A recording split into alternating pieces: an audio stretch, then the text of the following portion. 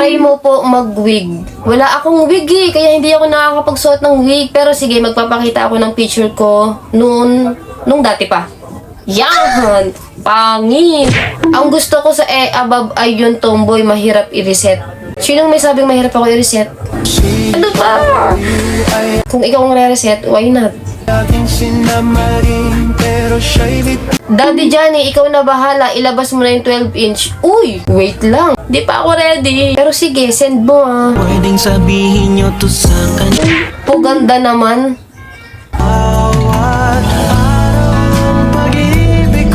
Ba't ka nakangiti, self? Kana ka ma-big boss, pero nakagoma. Two sprays bago lumabas. Ngayon, hindi ka na nag-iisa. Nakangiti na rin tayong dalawa. Maaroma. Pakis nga. Oops! Pas ako dyan. Pas, nag-kiss lang. Gusto ko yung may umiikot. PM mo ako. Bakit? Malaki ba yan? Uy, anong malaki? Sana lalaki ka na lang, ang gwapo mo kasi parang Koreano. Ano ba? Bakit na ba ako pinipilit naging Koreano? Inang yan, kinikilig ako, puganda.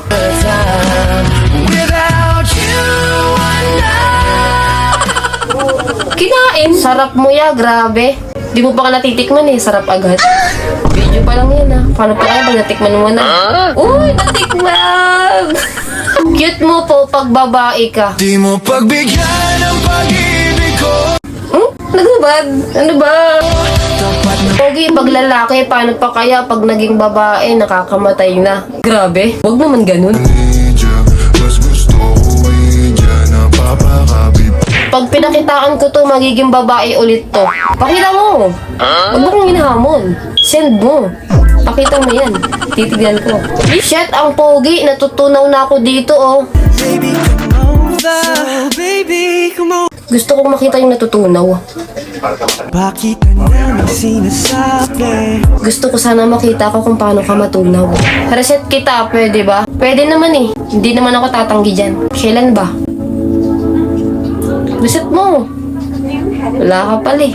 Akin ka na lang, boy. Yan! Yan yung gusto ko. Yung inaangkin ako. La-OA. Cute niya nga, in fairness pa, bebe. Bebe ba? Sorry. Sorry? Ano ba? Pero walang totoy. Ano ba? Aanhin ko ba yan? Sapat na sa akin yung mga nagsisend. Ang dami kaya. Tapos, alam mo yun? Ay! Ang laki. Sarap mo. Uy! Ano? Tara. Sana tunay kang babae, nakakatunaw ka po. Sabing di mapapag